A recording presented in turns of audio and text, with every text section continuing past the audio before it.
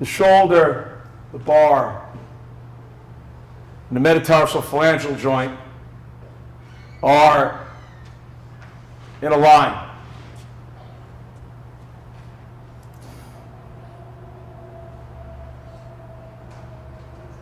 We're ready to really create power in this position. The second pole of in the Olympic lift is one of the most powerful recorded movements that the human body has ever produced in a laboratory.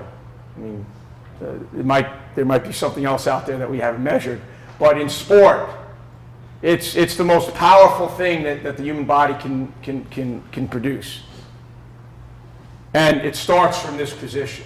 If you're not in this position, then you're not going to be able to produce optimal power.